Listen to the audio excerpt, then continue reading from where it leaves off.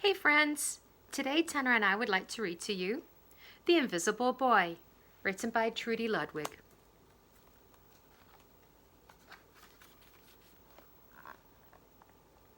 Can you see Brian, the invisible boy? Even Mrs. Carlotti has trouble noticing him in her classroom. She's too busy dealing with Nathan and Sophie.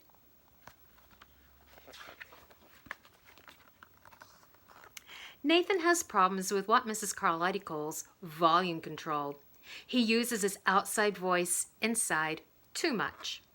Sophie whines and complains when she doesn't get her way. Nathan and Sophie take up a lot of space.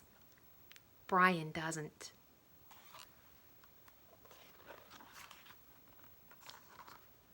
When the bell rings for recess, Meeker and JT take turns choosing kids for their kickball teams. The best players get picked first, then the best friends of the best players, then the friends of the best friends. Only Brian is left still waiting and hoping.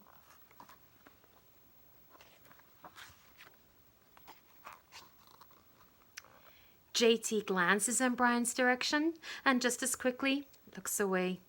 We've got enough players for each team, he tells the others. Let's play ball.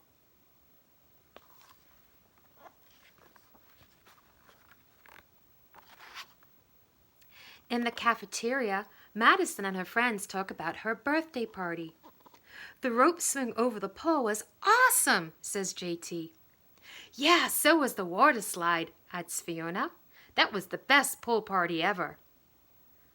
I'm so glad you guys had fun, says Madison. Everybody did except Brian. He wasn't invited.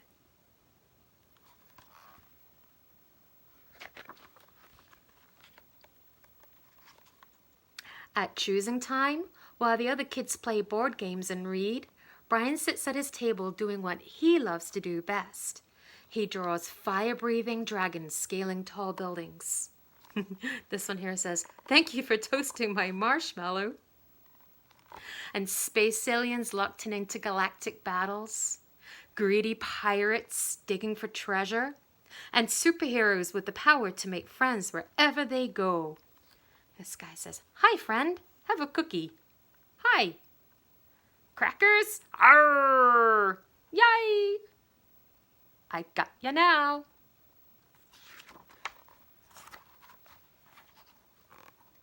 On Monday morning, Mrs. Carlotti introduces Justin, a new student to the class. Brian smiles shyly at him. Some of the other kids sneak looks at Justin, trying to figure out if he's cool enough to be their friend. They haven't quite made up their minds yet.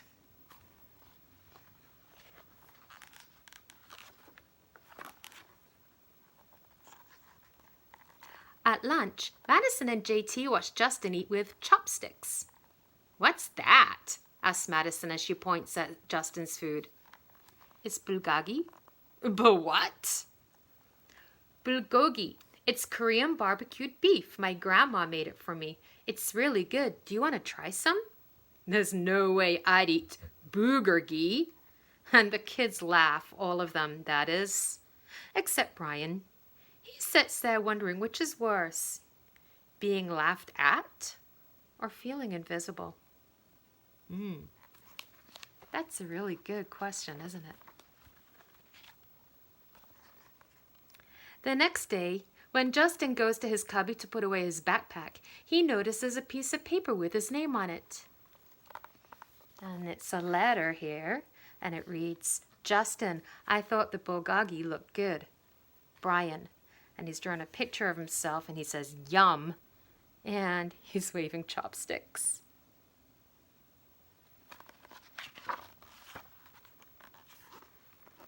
At morning recess, Brian finds a piece of chalk on the ground and starts drawing away.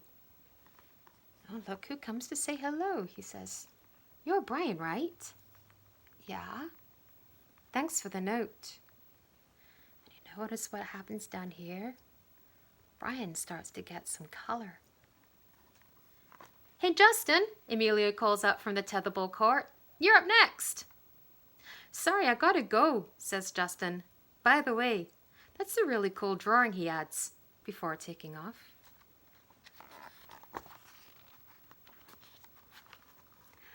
Back in class, Mrs. Carlotti asked the kids to team up in twos or threes for a special project. The kids scurry around the room to pair off. Brian heads toward Justin.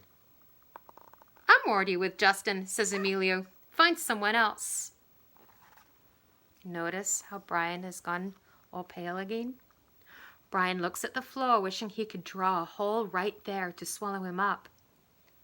Mrs. Carlotti said we can have up to 3 people in our group. We're only 2. Come on, Emilio. Let him work with us. Okay, I guess. And look, Brian's starting to get some more color back in him.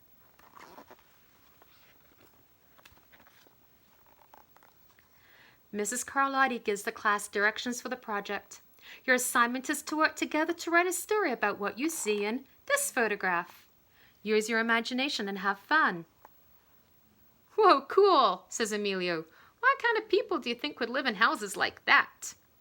I don't know, but I bet Brian could draw them to go with our story, says Justin. Brian smiles as he takes out his lucky pen. And look how many colors he has now.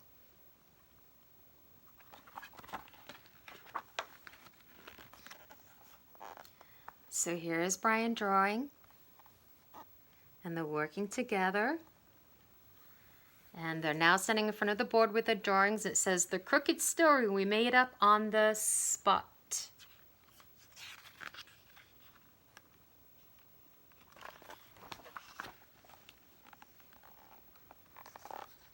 It's lunchtime again. Brian's least favorite part of the day. Another 20 long minutes of kids talking and laughing with everyone else but him. Brian! He hears someone shout, Hey, Brian, over here! Brian turns and sees Justin waving him over. Emilio nods at Brian as he makes room for him at the table.